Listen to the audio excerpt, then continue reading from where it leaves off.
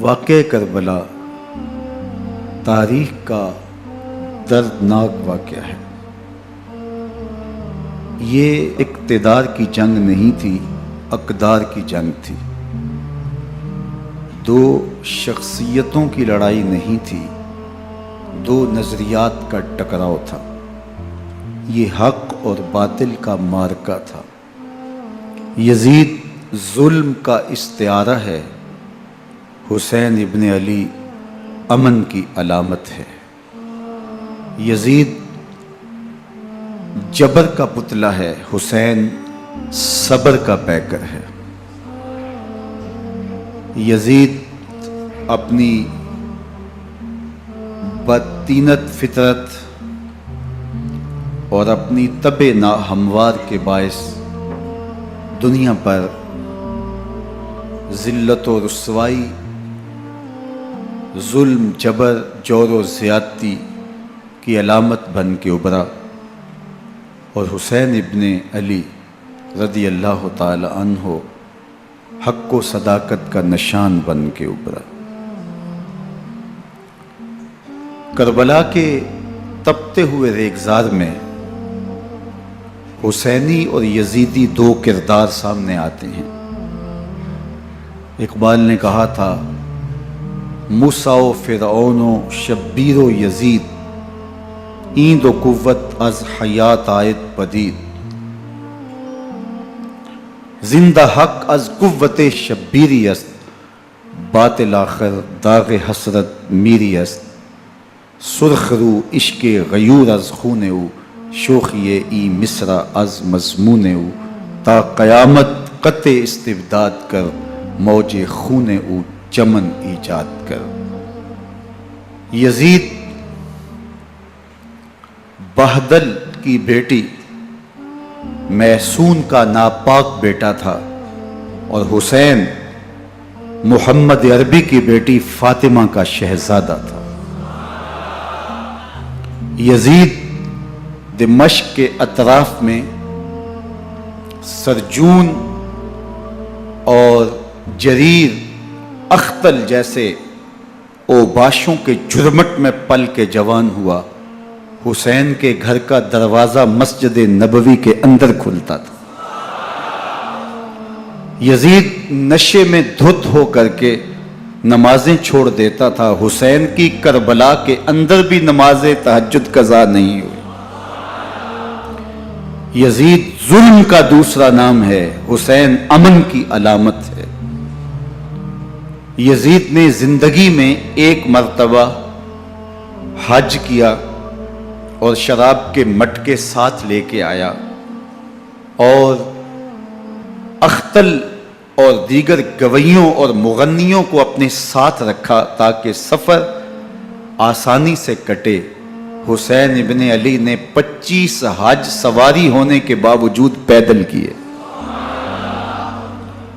یزید حج بیت اللہ کے بعد مدینہ المنورہ آیا اور شراب کی ایک مجلس بپا کی۔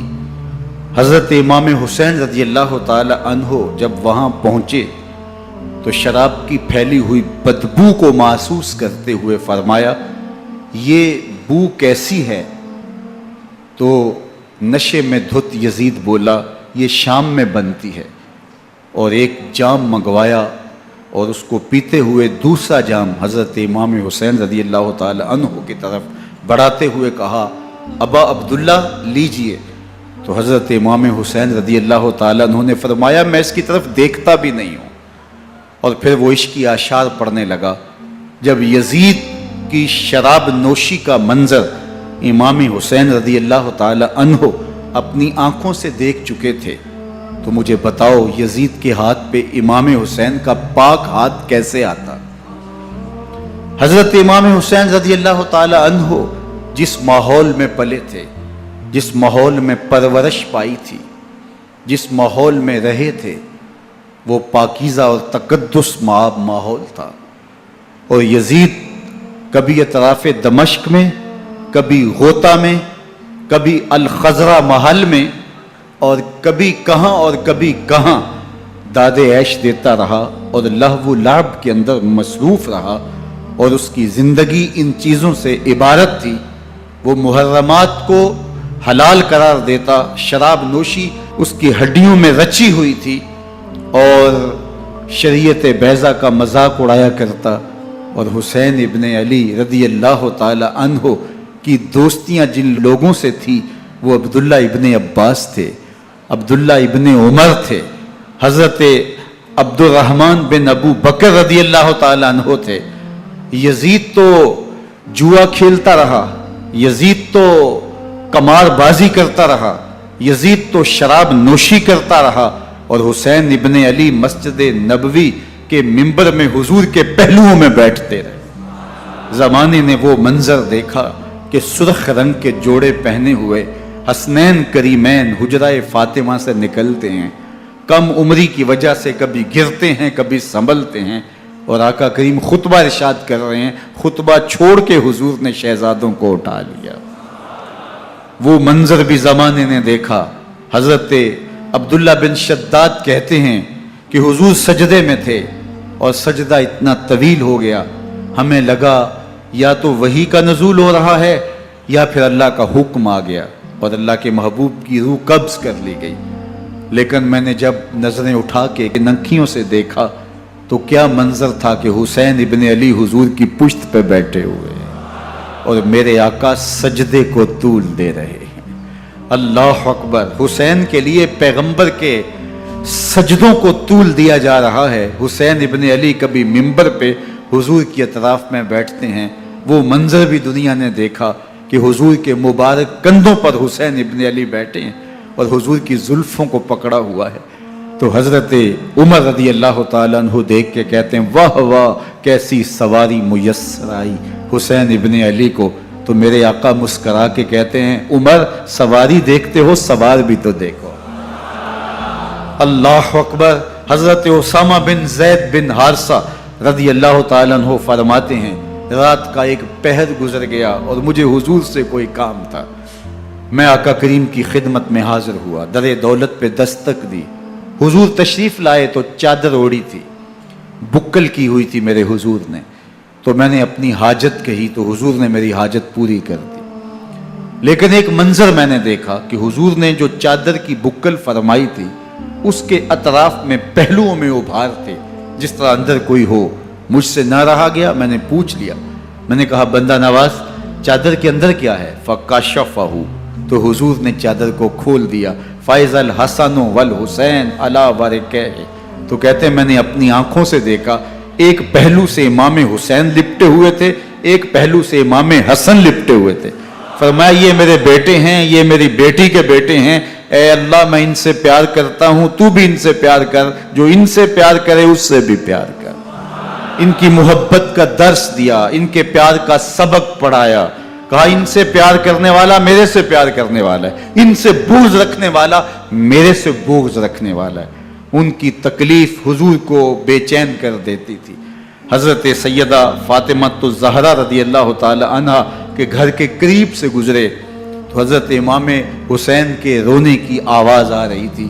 تو آقا کریم علیہ السلام نے فرمایا کہ فاطمہ حسین کو چپ کرواؤ. اللہ تعالیٰ انا بقاءہ یوزینی. تو جانتی نہیں حسین کا رونا مجھے دکھ دیتا ہے. حسین ابن علی کو حضور رونے نہیں دیتے تھے، ان کو دکھی نہیں ہونے دیتے تھے، کیونکہ رسول اللہ صلی اللہ علیہ وسلم جانتے تھے کہ یہ کتنے دکھ سہے گا، کتنی تکلیفوں سے گزرے گا اور کتنے مصائب سہے گا. زمانے نے وہ گھڑیاں بھی دیکھی کہ حضرت حذیفہ بن یمان رضی اللہ تعالیٰ عنہ فرماتے ہیں کہ میں حضور کی خدمت میں نماز مغرب کی ادائیگی کے لیے حاضر ہوا، اور میں نے یہ اجازت خاص طور پہ اپنی ماں سے اس شرط پہ لی تھی کہ امی آپ مجھے اجازت دیں، میں حضور کی خدمت میں حاضر ہوتا ہوں، مغرب کی نماز بھی ادا کروں گا اور پھر حضور سے عرض کروں گا حضور میرے لیے اور میری ماں کے لیے بخشش کی دعا کر دیجئے. ماں نے اس شرط پہ اجازت دے دی اور میں حضور کی خدمت میں آ گیا. نماز مغرب ادا کی، سلام پھرا تو میرے دل میں آرزو تھی میں حضور سے عرض کروں حضور میرے لیے اور میری ماں کے لیے مغفرت کی بخشش کی دعا کر دیں. لیکن حضور عبادات میں، ذکر میں، نوافل میں ایسے مشغول ہوئے کہ میں آرزو رکھنے کے باوجود بھی عرض نہ کر سکا. خیر نماز عشاء کا وقت ہوا، اذان پکاری گئی، حضور مصلی پہ آئے، نماز پڑھی، سلام پھرا، تو میرے دل میں پھر خیال آیا کہ ماں سے ایک نماز کی چھٹی لی تھی، نمازیں بھی 2 ہو گئیں، ماں نے جاتے پوچھنا ہے حضور سے میرے لیے اور اپنے لیے مغفرت کی، بخشش کی دعا کروائی تھی، تو کیا جواب دوں گا؟ اور حضور اٹھے اور کاشانہ اقدس کی طرف چل دیے۔ اب میرے دل میں یہ خیال رہ کے آ رہا تھا کہ ماں کو کیا جواب دوں گا؟ میں تو حضور سے بخشش و مغفرت کی دعا کروا ہی نہیں سکا۔ جب حضور چل پڑے تو غیر ارادی طور پہ میں بھی حضور کے پیچھے چل پڑا۔ چلنے میں تھوڑی سی رفتار تیز ہو گئی، جس سے قدموں کی آہٹ پیدا ہوئی، تو جب آواز پیدا ہوئی تو حضور نے رخ پھیرے بغیر فرمایا من ھذا، میرے پیچھے پیچھے کون آ رہا ہے؟ پھر خود ہی کہا حذیفہ تو نہیں؟ تو میرا دل دھڑک رہا تھا، قلت نعم، میں نے کہا جی حضور میں حذیفہ ہوں۔ فرمایا ما حاجتک غفر اللہ لک ولامک، کیا کام ہے؟ اللہ تجھے بھی بخش دے، تیری ماں کو بھی بخش دے۔ اب جو کام تھا وہ جنبش لب سے پہلے ہی ہو گیا، یہاں تو لفظوں کا سہارا بھی نہیں لینا پڑتا، وہ بند لبوں کی بولیاں بھی سنتے ہیں۔ اقبال بولا ہے فروغت صبح آثار و دہور، چشم تو بینندائے ما فی الصدور، تیری نظر تو سینوں کے چھپے راز بھی دیکھتی ہے۔ تو کہا ما حاجتوں کا غفر اللہ لک ولامک، اللہ تجھے بخش دے، تیری ماں کی بھی مغفرت کر دے، کیا کام ہے؟ اب جو کام تھا وہ تو ہو گیا۔ تو میرے حضور نے ارشاد فرمایا حذیفہ سنو، ابھی ایک فرشتہ آیا ہے جو اس سے قبل دھرتی پر پہلے کبھی نہیں آیا، آج پہلی مرتبہ اللہ سے اجازت لے کے 2 کام کرنے آیا ہے۔ ایک تو مجھے سلام کرنے آیا ہے، اور دوسرا خوشخبری دینے آیا ہے کہ آپ کی بیٹی فاطمہ جنتی عورتوں کی سردار ہے، اور حسن اور حسین جنتی جوانوں کے سردار۔ ایک طرف یزید ناپاک محسون کا پلیت بیٹا، اور ایک طرف محمد عربی کا نواسا، فاطمہ کے دودھ کا اثر، علی المرتضیٰ کے خون کی تاثیر، رسول اللہ صلی اللہ علیہ وسلم کے کندھوں پہ بیٹھنے والا۔ ایک دن حضور نے امام حسین رضی اللہ تعالیٰ عنہ کے ہاتھ پکڑ لیے اور ان کے پاؤں اپنے پاؤں پہ رکھے، اور پھر فرمایا بیٹے آگے بڑھو، اور ان کے پاؤں حضور کی پنڈلیوں پہ آئے۔ پھر کہا بیٹے اور آگے بڑھو، حتیٰ کہ ان کے پاؤں حضور کی رانوں پہ آئے۔ پھر فرمایا بیٹا اور آگے بڑھو، تو ان کے پاؤں حضور کے مبارک بطن اقدس پہ آئے۔ پھر بازوں کو کھینچ کے اپنے قریب کیا، اور حسین ابن علی کے منہ میں اپنی زبان رکھ دی، اور وہ اس طرح چوس رہے تھے جس طرح کھجور چوسی جاتی ہے۔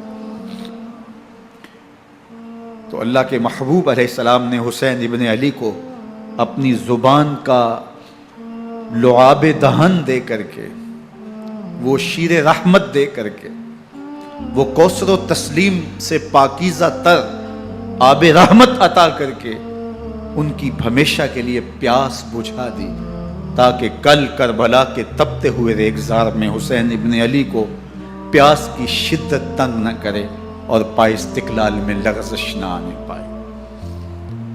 ان نازوں سے پالے ہوئے حسین کو، ان محبتوں سے پالے ہوئے حسین ابن علی کو امتحان بھی اتنے بڑے درپیش تھے۔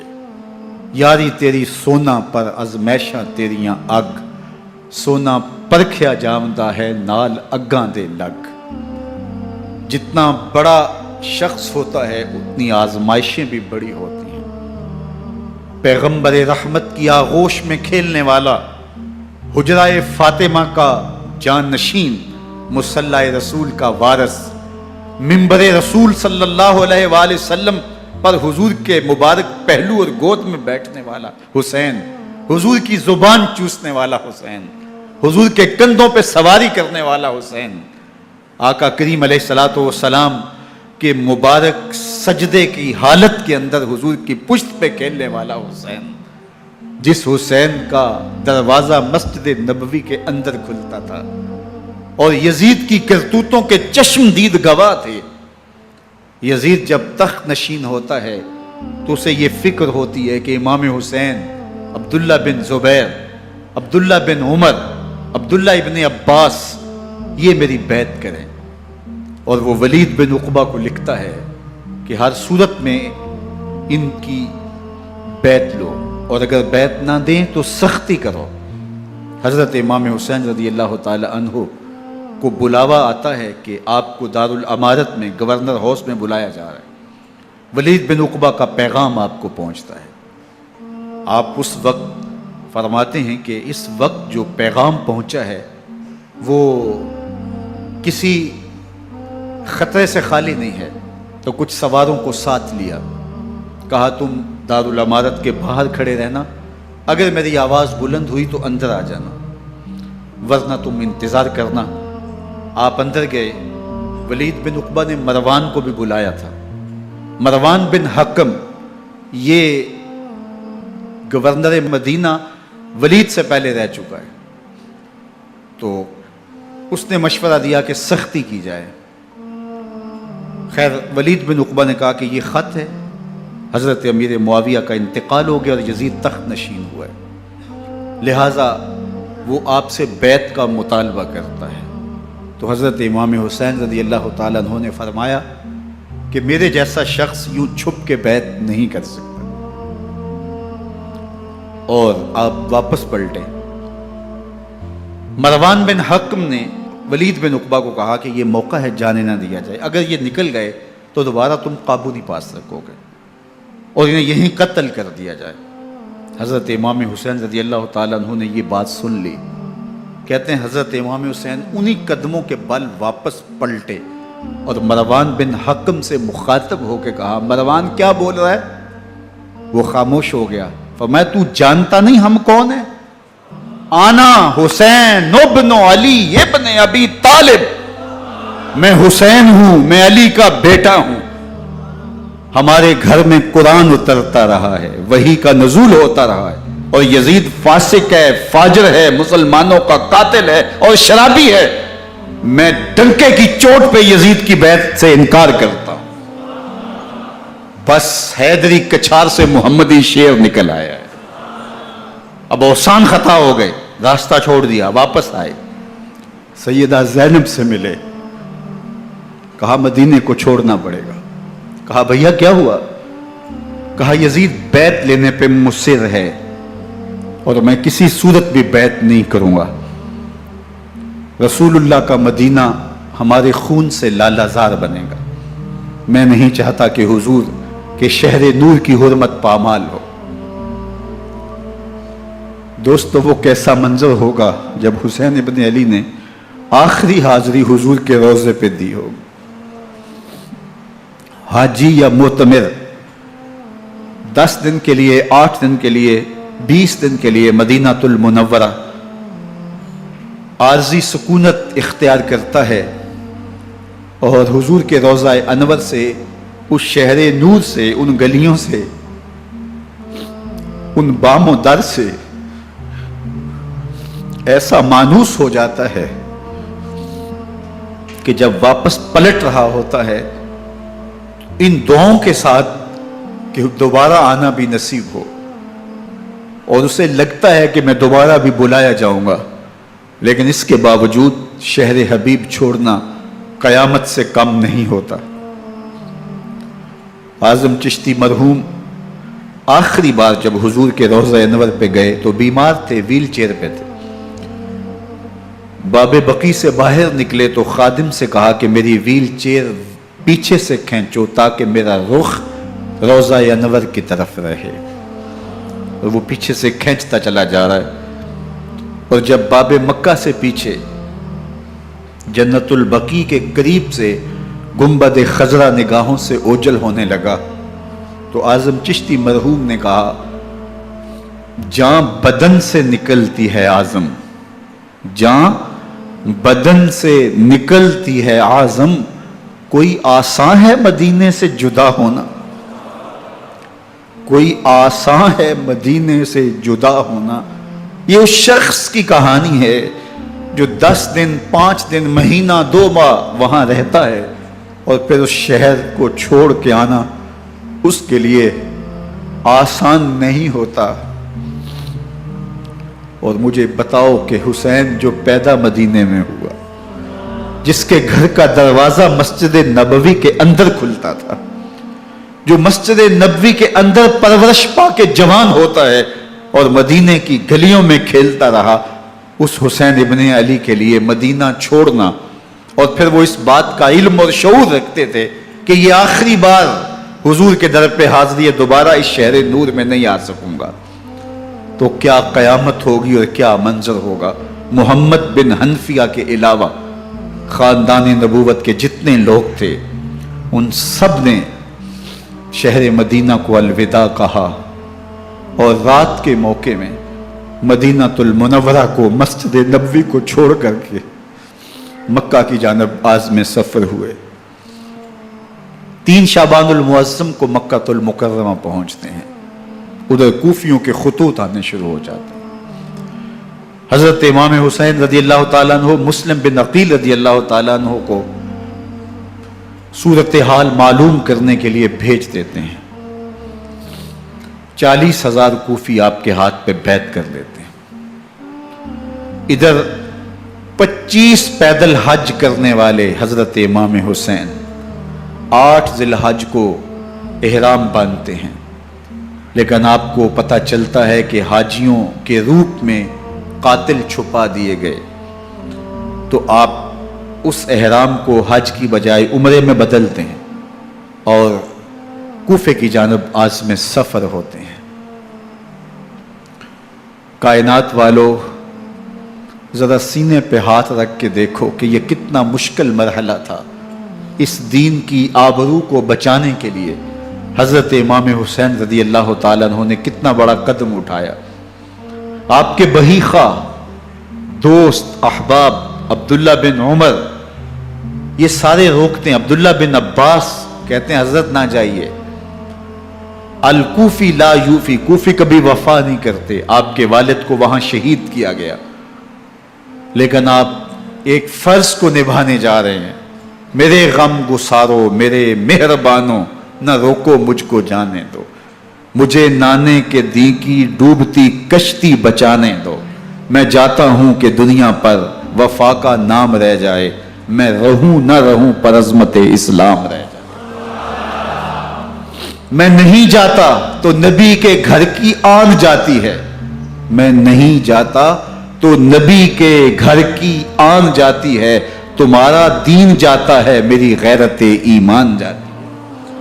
حضرت امام حسین یہاں سے چلتے ہیں، ابھی راستے میں ہی پہنچتے ہیں کہ یہ خبر آتی ہے کہ کوفے والوں نے بے وفائی کر دی، حضرت مسلم بن عقیل رضی اللہ تعالیٰ عنہ کو شہید کر دیا گیا، نعمان بن بشیر معزول کر دیے گئے، ابن مرجانہ ابن زیاد وہاں متعین کر دیا گیا جو سخت گیر شخص تھا، اور اس نے لوگوں کو ڈرایا، دھمکایا، اور کوفے کے لوگوں کے دل بدل گئے اور وہ بیتیں توڑنے لگے۔ وہ منظر مسجد کوفہ کا کتنا دلگداز تھا، جب امام نماز کے لیے کھڑے ہوئے تو 40,000 لوگ آپ کے پیچھے تھا۔ جب سلام پھیرا اور امام نے دیکھا کہ پیچھے لوگ نہیں ہیں، پھر لوگوں نے اپنے دروازے بھی بند کر لیے۔ رات کی تنہائیاں ہیں اور حضرت مسلم بن عقیل کو کوئی پناہ دینے والا نہیں ہے، لوگوں نے دروازے بند کر لیے کہ کہیں ہمارے گھر میں نہ آ جائیں اور ہم مشقت اور حکومتی تشدد کا شکار نہ ہوں۔ کتنا دردناک لمحہ ہے حضرت مسلم بن عقیل رضی اللہ تعالیٰ عنہ پہ، اور پھر حضرت مسلم بن عقیل بے دردی سے شہید کر دیے جاتے ہیں۔ آپ ابھی راستے میں ہیں، یہ ساری کہانی پہنچتی ہے کہ حضرت مسلم شہید کر دیے گئے اور بے دردی سے شہید کر دیے گئے۔ وہ جنہوں نے خط لکھے تھے کہ ہم آپ کے ساتھ ہیں اور ہم منتظر ہیں، چشم بڑا ہیں، آپ کے قدموں کی چاپ سننے کے لیے بےتاب ہیں، آج انہوں نے بیتیں توڑ دی، 40,000 کوفی منحرف ہو گئے۔ مسجد کوفہ کا وہ منظر کس قدر روح کو تڑپا دینے والا تھا۔ ہم پچھلے سال عصر اور مغرب کے درمیان جب کوفہ پہنچے تو سورج ڈوبنے کے قریب تھا۔ میں نے اپنی زندگی میں اتنا اداس موسم کہیں نہیں دیکھا جتنا اداس موسم کوفے میں دیکھا۔ ایسے لگتا تھا جس طرح کوفے کی آب و ہوا آج بھی شرمندہ ہے. جو مسلم بن عقیل اور خاندان نبوت کے ساتھ اہل کوفہ نے کیا، حضرت امام حسین رضی اللہ تعالیٰ عنہ کو ان کے بہی خواہوں نے، اعزاء نے، اقربا نے، دوستوں نے، آوان و انصار نے، ساتھیوں نے کہا کہ حضرت حالات یکسر تبدیل ہو گئے، اب ہمیں مراجعت کر جانی چاہیے، واپس پلٹ جانا چاہیے. تو حضرت امام حسین کافی سوچ بچار میں رہے. پھر اس کے بعد آپ نے فیصلہ کیا کہ ہم آگے بڑھیں گے. دوستوں نے کہا کہ حضرت اگر آپ آگے بڑھیں گے تو ہمیں لگتا ہے کہ وہ آپ کے ساتھ سلوک اچھا نہیں کریں گے اور آپ بچوں کے سامنے پیاسے شہید کر دیے جائیں گے. تو حضرت امام حسین رضی اللہ تعالیٰ عنہ نے وہاں ایک خطبہ ارشاد فرمایا کہ لوگوں، تم جو مجھے بتا رہے ہو مجھے اچھی طرح معلوم ہے. جو تم مجھے منظر پیش کر رہے ہو وہ میری نگاہوں میں ہے، اور جو کچھ ہونے والا ہے چشم تصور وہ منظر دیکھ رہی ہے. کیونکہ حضرت امام حسین رضی اللہ تعالیٰ عنہ کی شہادت کی خبر حضرت امام حسین کے پیدا ہوتے ہی خاندان نبوت میں عام تھی. حضور علیہ الصلوۃ والسلام کو یہ بات جبریل امین نے آ کے بتائی تھی جب حسین ابن علی کے ساتھ حضور محبت کا اظہار کر رہے تھے. تو یہ جبریل امین نے آ کے کہا تھا حضور آپ کا یہ بیٹا ارض طف میں شہید کر دیا جائے گا، اور کربلا کی مٹی لا کے حضور کو دی اور ام سلمہ کو حضور نے عطا کر دی. حضرت ام سلمہ کہتی ہیں کہ ایک دن میں سوئی تو خواب دیکھا کہ حضور کے مبارک بال بکھرے ہوئے ہیں اور سخت پریشان ہیں. تو میں نے کہا کہ حضور آپ کی یہ کیا حالت ہے؟ وَبِيَدِهِ قَارُورَةٌ، اور حضور کے ہاتھ میں ایک شیشی ہے، فیہا دمن، جس کے اندر خون ہے. تو میں نے کہا حضور یہ کیا؟ فرمایا میں قتل گاہ حسین سے آ رہا ہوں اور یہ حسین ابن علی کا خون ہے. تو کہا 10 محرم کا دن تھا، دوپہر کا یہ منظر تھا، میں کیلولہ کر کے اٹھی. جب میں نے دیکھا تو وہ شیشی جس میں کربلا کی مٹی رکھی تھی وہ خون بن چکی تھی. تو یہ خبر پہلے دی گئی تھی، یہ بتا دیا گیا تھا. فرمایا میرے دوستو جو تم مجھے بتاتے ہو میں اس سے بے خبر نہیں ہوں، یہ سب کچھ ہونے والا ہے، لیکن اس کے باوجود میں کیوں جا رہا ہوں؟ تو آپ کا ایک تاریخ ساز جملہ ہے جو کربلا کے فلسفے کو ہمارے سامنے رکھتا ہے کہ یہ اتنا بڑا امتحان کیوں دیا. حضرت امام حسین رضی اللہ تعالیٰ عنہ نے فرمایا وَلَكُمْ فِيَّ أُسْوَةٌ، میں اس لیے جا رہا ہوں قیامت تک ظلم، جبر اور ناانصافی کے خلاف کھڑے ہونے والوں کے لیے کوئی نمونہ تو ہو. میری زندگی قیامت تک ظلم، جبر اور استحصالی نظام کے خلاف کھڑے ہونے والوں کے لیے نمونہ ہے. تو حضرت امام حسین رضی اللہ تعالیٰ عنہ نے حق اور باطل کے درمیان ایک سرخ لکیر کھینچ دی اپنے خون سے.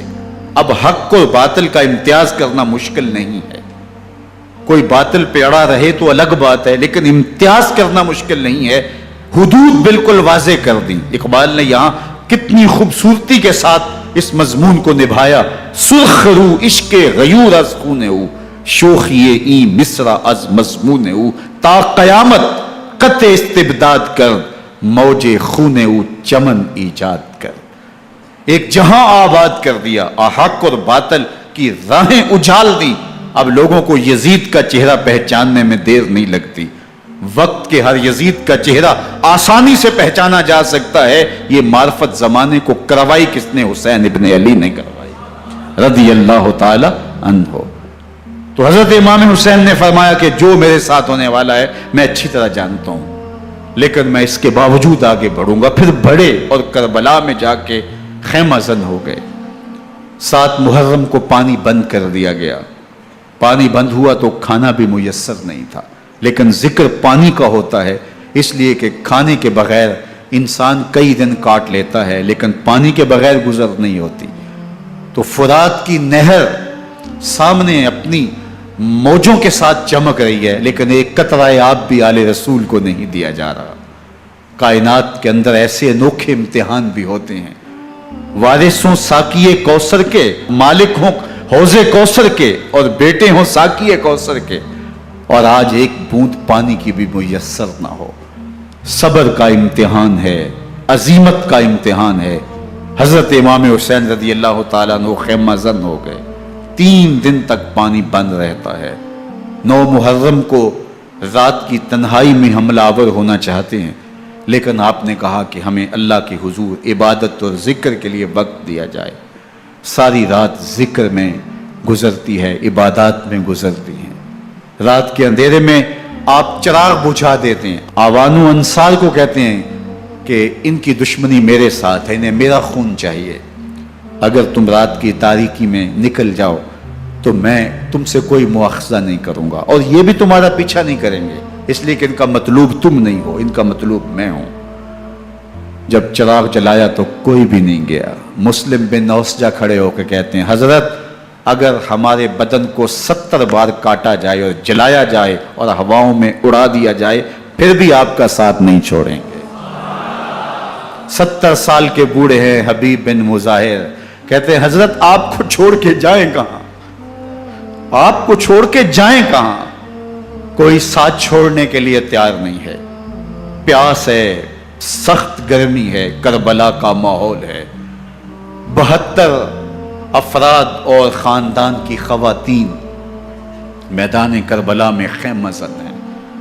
دوسری طرف لشکر اعداء اشقیا 22,000 کی تعداد میں مقابلے میں، ایک روایت 30,000 کی ہے۔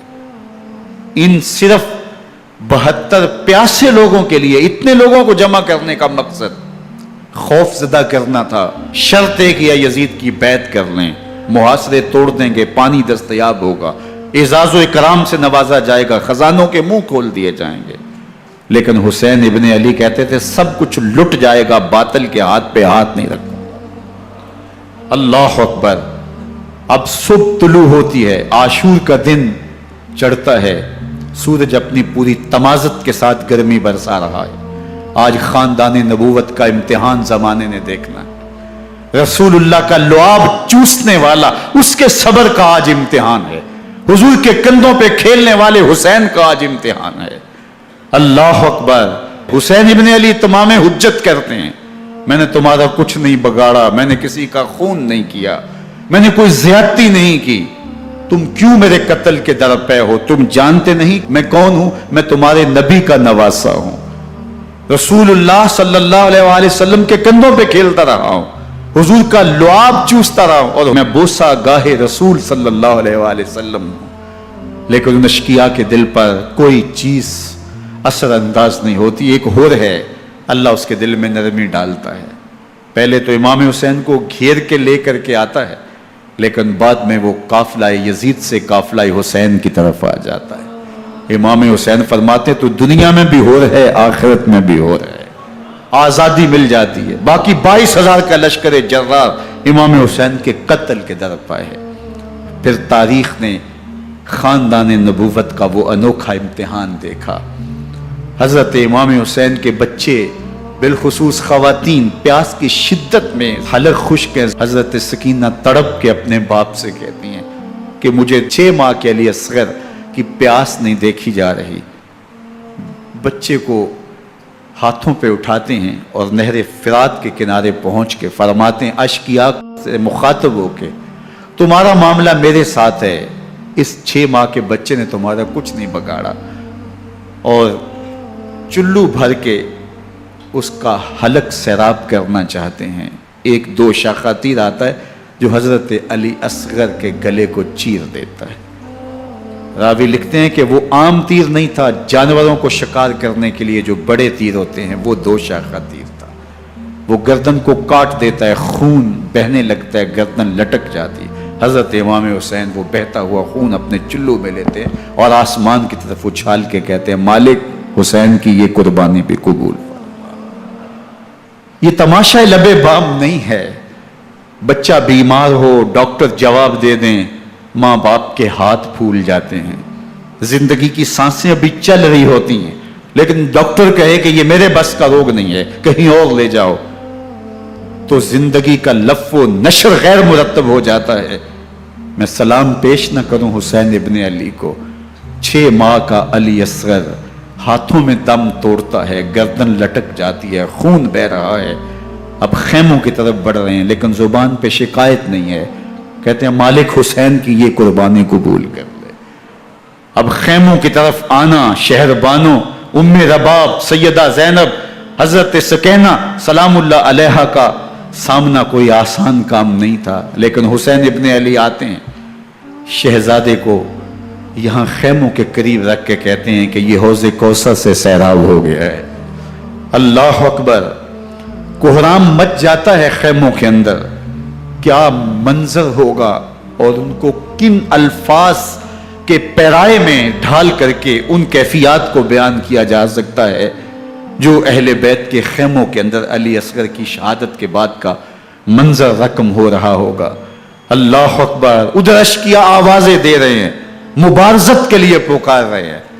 जमाने ने फिर वो मंजर भी देखा कि जवान बेटे को 18 साल की कमाई हजरत इमाम हुसैन मैदान अमल में भेज रहे हैं। वो अली अकबर जो हुसैन का नूर नजर है, आंखों का करार है, दिल की तस्कीन है। और फिर हजरत अली अकबर जब घोड़े की जीन से फर्श जमीन पे गिरते हैं तो बाप को आवाज देते हैं और हजरत इमाम हुसैन जो है वो आगे जाके बेटे की लाश उठाते हैं। अल्लाह अकबर। 18 साल के बेटे की लाश को कंधों पे उठा के खैमों तक लाते हैं और हाथ फैला के कहते हैं, मालिक हुसैन की ये कुर्बानी भी कबूल फरमा। कभी कासिम बिन हसन की लाश उठा के लाते हैं, कभी ओनो मोहम्मद की लाशें उठा के लाते हैं, भतीजों की, भांजों की, भाई अब्बास के कटे हुए बाजू और जख्मों से छिदा हुआ लाशा। क्या क्या क़यामतें थीं जो उस करबला के एक मैदान के अंदर नहीं तोड़ी गई। हजरत इमाम हुसैन पर दुख पे दुख, तकलीफों पे तकलीफें।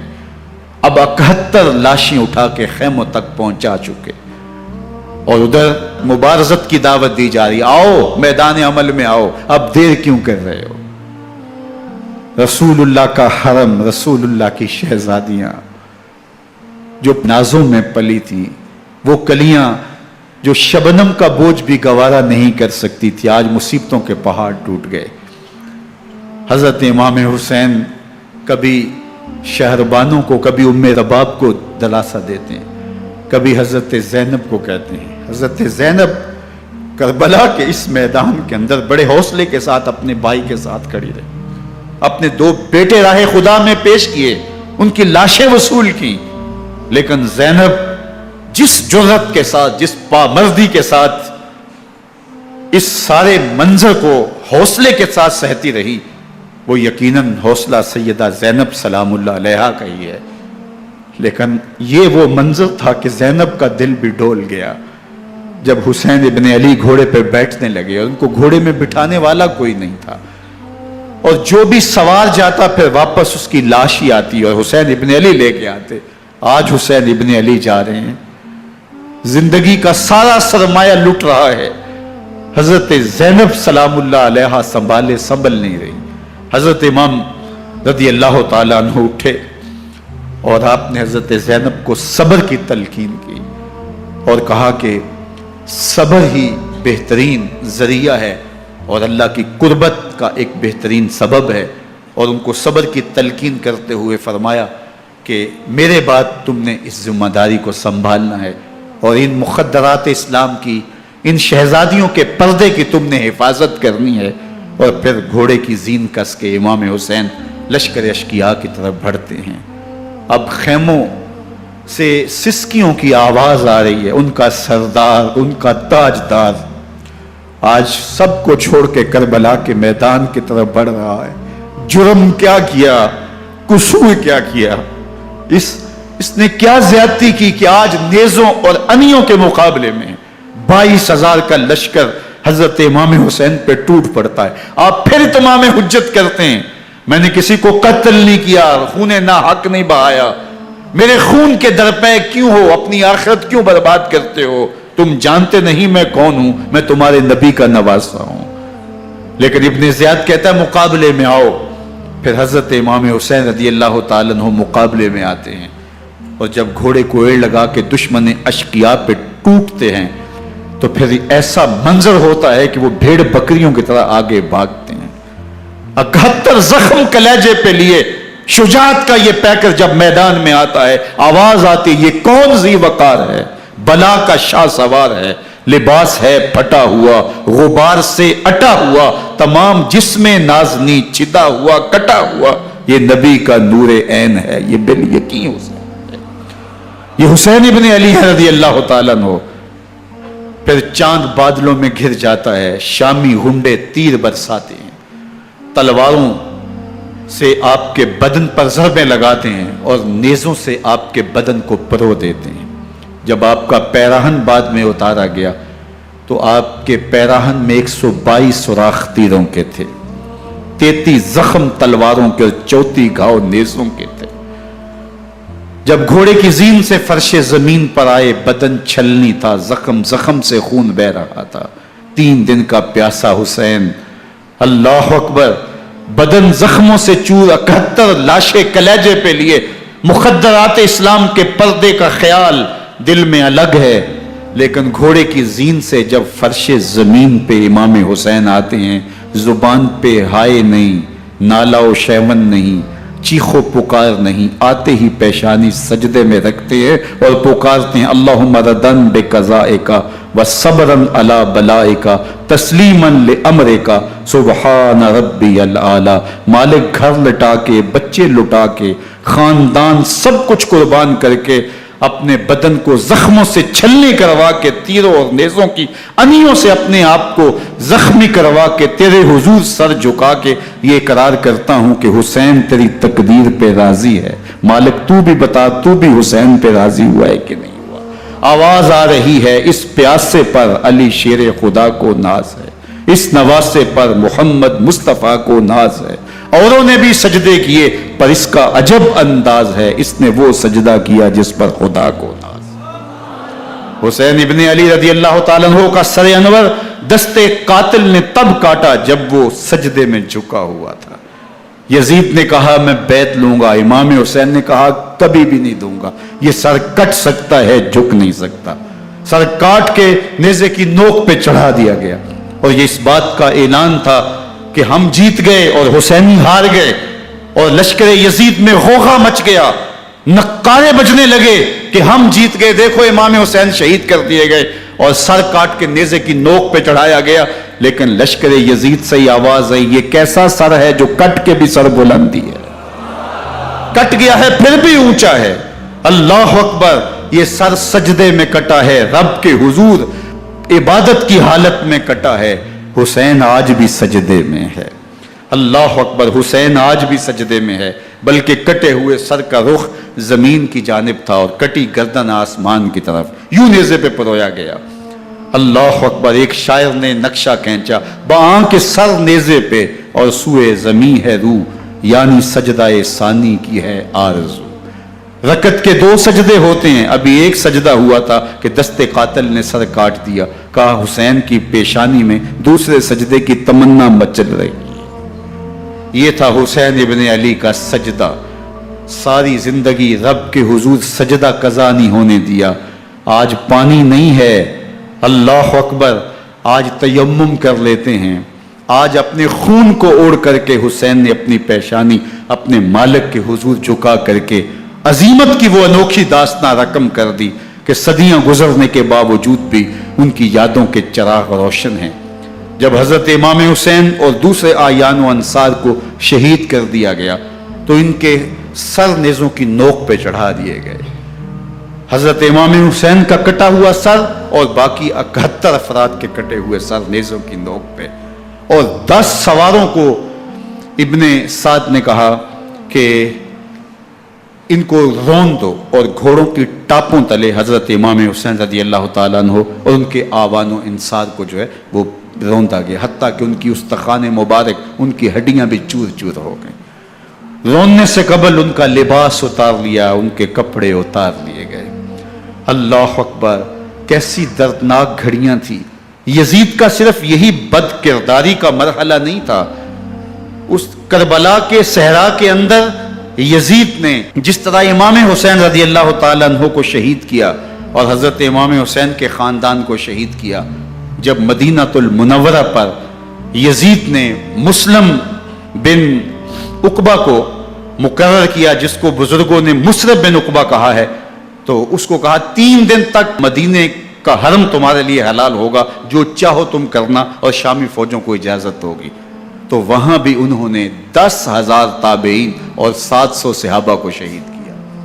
حضرت ابو سعید خدری رضی اللہ تعالیٰ عنہ گھر سے باہر نکلے، کافی بوڑھے ہو چکے تھے، تو انہوں نے حضرت ابو سعید خدری کو پکڑ لیا، کہا تم کون ہو؟ کہا مجھے ابو سعید خدری کہتے ہیں۔ تو کہا ہاں تمہارا نام سنا ہے، اور داڑھی سے پکڑ کے کھینچا اور کہا کہ ہے تمہارے پاس جو ہمیں دو؟ تو کہا کہ میرے پاس تو کچھ بھی نہیں، میں تو فقیر آدمی ہوں۔ تو ان کے گھر ان کو لے گئے، تو 2 کبوتر رکھے تھے حضرت ابو سعید خدری نے، تو وہ کبوتر لوٹ کے لے گئے۔ اللہ اکبر۔ حضرت ابن سنان رضی اللہ تعالیٰ عنہ کو، جو حضور کے علم بردار تھے فتح مکہ کے دن، ان کو ستو پہلے پلائے اور پھر ان کی گردن کاٹی گئی، اور کہا یہ ہے وہ ستو جو تم زندگی میں آخری بار پیو گے۔ ایک گھر میں داخل ہوئی شامی فوج، تو ایک خاتون کے ابھی ابھی بچہ پیدا ہوا تھا، اور قابلہ نے، دائیا نے وہ بچہ ماں کی چھاتی پہ لٹایا، اور وہ ماں کا پہلا دودھ پی رہا تھا۔ تو یہ جا کے کہنے لگے نکالو تمہارے پاس جو کچھ ہے۔ تو اس خاتون نے کہا تم جانتے ہو یہ بچہ کون ہے؟ تو انہوں نے کہا ہم نہیں جانتے۔ کہا یہ حضرت ابن ابی کبشہ انماری رضی اللہ تعالیٰ عنہ کا بچہ ہے، اور یہ وہ صحابی ہیں کہ جو بیت الشجرہ کے موقع پہ حضور کے ہاتھ پہ بیعت کرتے ہیں۔ انہوں نے اس چیز کا لحاظ نہ کیا کہ جو کچھ ہے وہ ہمیں دو ورنہ تیرے بچے کو نہیں چھوڑیں گے۔ تو ماں بچے سے مخاطب ہو کے کہتی ہے، ابھی بچہ پیدا ہوا ہے اور ماں سے پہلا دودھ پی رہا ہے، کہ بیٹے اگر میرے پاس کچھ ہوتا، وہ قیمتی سے قیمتی چیز بھی ہوتی، تیری جان کے لیے قربان کرتی، لیکن اس وقت میرے پاس کچھ ہے نہیں۔ تو ایک شکی آگے بڑھا اور بچے کو ایک ٹانگ سے پکڑ کے کھینچ کے دیوار کے ساتھ پٹک کے مارا، جس سے دماغ کا بھیجا نکل گیا۔ کیا کیا زیادتیاں نہیں کی۔ 700 صحابہ حرہ کے واقعہ میں شہید کیے یزید نے، اور 10,000 تابعین شہید کیے۔ مسجد نبوی میں ممبر رسول کے ساتھ گھوڑے باندھے، اور وہ ممبر رسول اور مصلی رسول کے قریب لید کرتے رہے۔ حضرت سید عبد المسیب فرماتے ہیں میں نابینا تھا اور حضور کے روضہ انور کے پاس بیٹھا تھا، اور یزید کے سپاہی آتے، جو بھی مسجد میں نظر آتا پکڑ کے لے جاتے، مجھے نابینا سمجھ کے چھوڑ دیتے، لیکن میں پریشان تھا کہ ظہر کا وقت ہوگا، عصر کا وقت ہوگا، مغرب عشاء کا وقت ہوگا، نہ اذان، نہ اقامت، نہ جماعت، تو کیسے مجھے پتہ چلے گا کہ نماز کا وقت ہو گیا، اور کیسی میری نمازوں کا کیا بنے گا؟ میں اس فکر میں بیٹھا تھا۔ لم ازل اسمع الاذان والاقامت من قبر رسول اللہ صلی اللہ علیہ وآلہ وسلم۔ فرماتے ہیں جب بھی پھر نماز کا وقت آیا، گنبد خضرا سے اذان کی بھی آواز آئی، اقامت کی بھی آواز آئی۔ 3 دن تک مسجد نبوی کے اندر گھوڑے بندے رہے، اور مدینہ کی حرمت پامال کی۔ مدینہ کے گھروں کے اندر یہ بدکماش داخل ہوئے، اور جو بدکاریاں انہوں نے کی کلیجہ منہ کو آتا ہے۔ 1002 شیزائیں ان بدکاروں کی بدکاریوں کی وجہ سے کنواری حالت کے اندر حاملہ ہوئی۔ 3 دن تک مدینے کا حرم انہوں نے پامال کیا، اور پھر مکہ المکرمہ میں کعبۃ اللہ پر گولے برسائے، اور کعبہ کا غلاف جل گیا۔ وہ تو یزید مر گیا، اور حضرت عبداللہ ابن زبیر رضی اللہ تعالیٰ عنہ نے اپنی خلافت کا اعلان کیا۔ یزید کے یہ کرتوت تھے، ادھر اہل مدینہ کو ستایا، ادھر اہل مکہ کو ستایا، اور رسول اللہ صلی اللہ علیہ وسلم کے خانوادے کی بے حرمتی اور توہین کی۔ نہ صرف انہیں قتل کیا گیا، ان کی لاشوں پہ گھوڑے دوڑائے۔ ابن سعد اور شمر جو ہے وہ خیموں میں داخل ہوا اور مخدرات اسلام کی چادریں چھیننے کی کوشش کی۔ حضرت زینب سلام اللہ علیہ نے مخاطب ہو کے کہا ہمارے چہرے کے رکھوالے چلے گئے ہیں، ظالم تو خیال نہیں کرتا ہم رسول اللہ کی بیٹیاں ہیں۔